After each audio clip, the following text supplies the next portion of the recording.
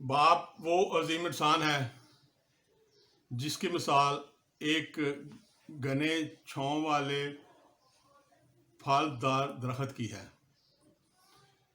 جس کے نیچے بیٹھنے سے انسان بارش سے، ژالہ باری سے، دھوپ سے اور طوفان سے محفوظ رہتا ہے اور اس کا پھل کھا سکتا ہے۔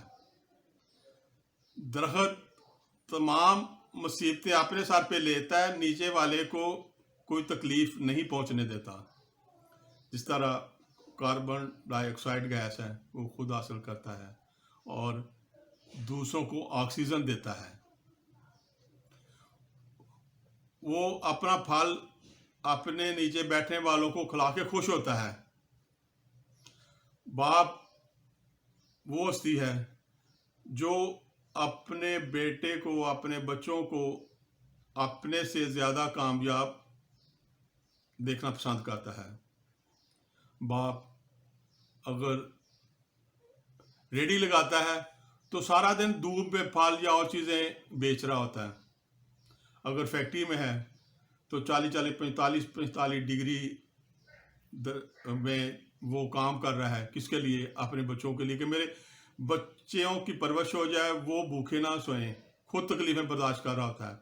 اگر کنسٹرکشن مزدور ہے تو سارا دن دھوپ میں کام کرتا ہے۔ اگر کسان ہے تب بھی سارا دن دھوپ میں کار کرتا ہے۔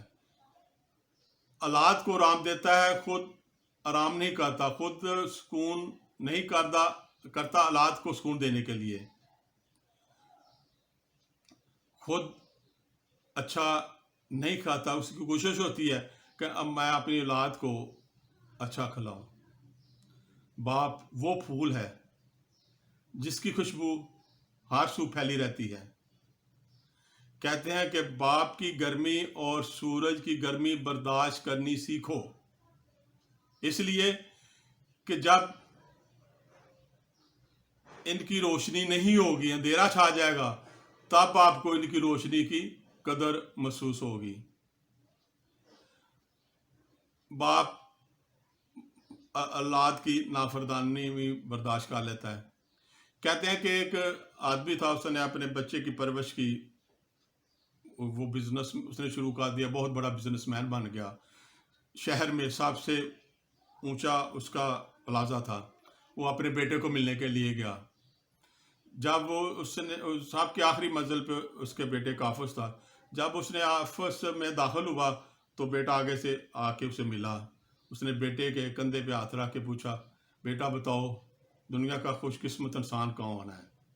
اس نے کہا والد صاحب میں ہوں۔ باپ کا بڑا دل بجھ گیا، اس نے کہا یار میں اس کے لیے اتنی محنت کی ہے، اس کو تو میرا نام لینا چاہیے تھا۔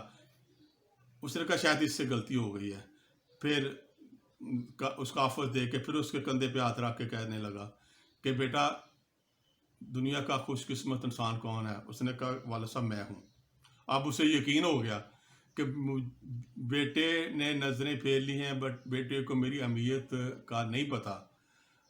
اب اسے شک اس کا دور ہو گیا۔ اس نے بیٹے سے کوئی بات نہیں کی، بیٹے کو محسوس نہیں ہونے دیا، واپس گھر جانے لگا۔ دروازے کے پاس جا کے باپ تھا نا، پھر بھی اسے آیا کہ ہو سکتا میرا بیٹا بھول گیا ہو۔ پھر بیٹے کو حسرت بڑی نگاہوں سے دیکھا اور پوچھا، بیٹا دنیا کا خوش قسمت انسان کون ہے؟ اس نے کہا والد صاحب آپ ہیں۔ اس کا باپ واپس آ گیا۔ اس نے کہا یار پہلے 2 دفعہ میں نے آپ سے پوچھا ہے تو پہلے آپ نے کہا تھا کہ میں خوش قسمت انسان ہوں، آپ کہہ رہے ہو تو تم خوش قسمت انسان ہو۔ اس کے بیٹے نے جواب دیا کہ ابو پہلے جب میں نے 2 دفعہ یہ کہا تھا اس وقت آپ کا ہاتھ میرے کندھے پہ تھا، تو اس لیے میں اپنے آپ کو دنیا کا خوش قسمت انسان سمجھتا ہوں۔ جب آپ نے تیسری مرتبہ پوچھا ہے تو اس وقت آپ کا ہاتھ میرے کندھوں پہ نہیں تھا، اس لیے میں آپ کو ہی خوش قسمت انسان سمجھتا ہوں۔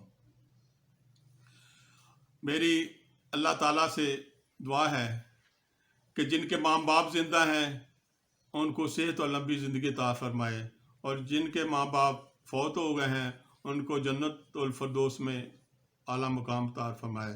اللہ تعالیٰ میرے والدین کو بھی جنت الفردوس میں اعلیٰ مقام عطا فرمائے، اور روز محشر نبی کریم صلی اللہ علیہ وسلم کی شفاعت نصیب فرمائے۔